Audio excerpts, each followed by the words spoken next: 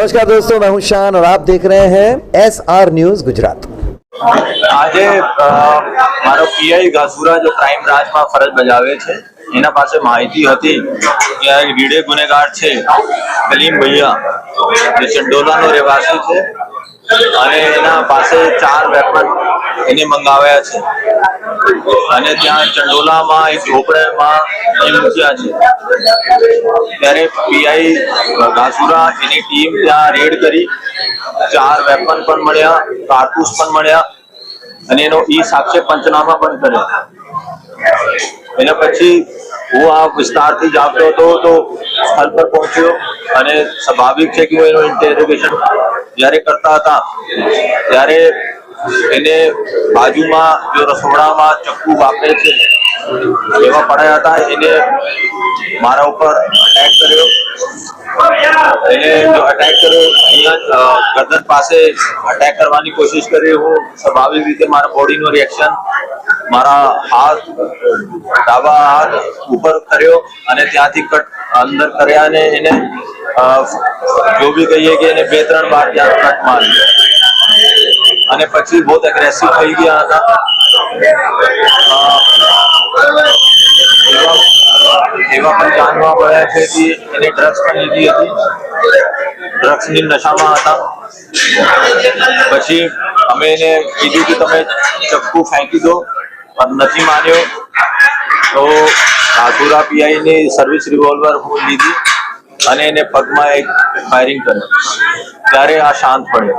અત્યારે આ પણ સિવિલ હોસ્પિટલમાં સારવાર લઈ રહ્યા છે અને એના વિરુદ્ધમાં 2 ગુના દાખલ કરવામાં આવ્યા છે। એક વેપન 4 વેપનનો આર્મ્સ એક્ટનો કેસ છે અને બીજા 307 નો ગુના દાખલ કર્યા છે અને રીડે ગુનેગાર છે। આપ જોયો તો ટોટલ 25 થી વધારે એના વિરુદ્ધમાં આર્મ્સ એક્ટ એક્સટોર્શન વગેરેના ગુના છે।